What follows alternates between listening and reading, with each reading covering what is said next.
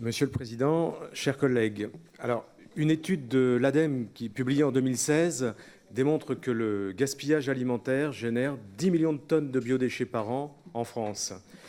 Alors, le coût financier de ce gâchis s'élève à 16 milliards d'euros par an. Et évidemment, là, c'est sans chiffrer les impacts environnementaux et sociaux qui sont également très élevés. Consommation d'eau, intrants, énergie, émissions de gaz à effet de serre et inutile mobilisation de terres agricoles.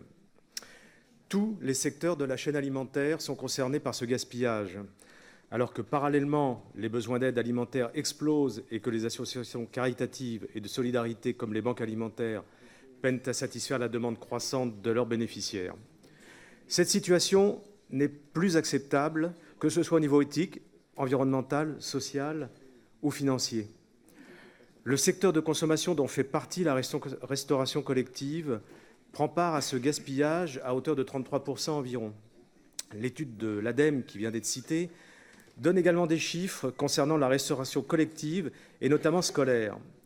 Dans un lycée, la moyenne du gaspillage est de 150 grammes par convive et par repas. Et le coût financier total généré de ce gaspillage est de 68 centimes d'euros par convive et par repas. Ces chiffres, individuellement, pourraient paraître faibles, mais bien sûr, multipliés par le nombre de repas servis dans les lycées, c'est-à-dire plusieurs centaines de millions par an, on atteint vite des montants très élevés.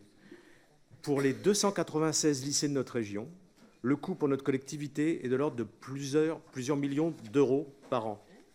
Dans ce contexte, la région Nouvelle-Aquitaine se doit d'être exemplaire pour lutter contre le gaspillage alimentaire au sein de ces lycées. Le plan qui nous est proposé aujourd'hui est une première étape, on en parlait hier, visant à 20% de diminution de gaspillage la première année, de 30% en 3 ans. Il permettra évidemment des économies substantielles d'argent public qui pourront aussi être réinjectées dans les lycées, par les lycées, dans l'achat de produits de qualité bio et locaux. Voilà. La démarche de lutte dans les lycées doit être globale et intégrer l'ensemble des parties prenantes. Les lycéens, les enseignants, les personnels de cuisine, les gestionnaires, les associations, les syndicats de déchets et les fournisseurs.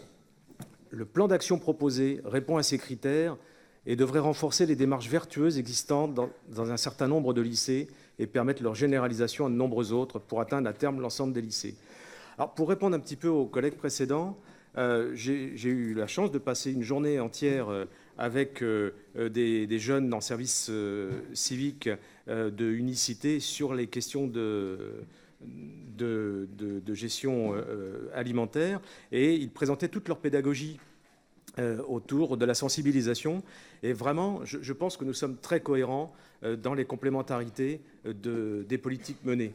C'était vraiment très, très intéressant. Voilà. Donc, en conclusion, le groupe des élus élevés, écologistes et citoyens apporte son soutien total à ce plan et demande qu'une transversalité au niveau des différents élus et services concernés puisse concourir à sa pleine réussite. Merci.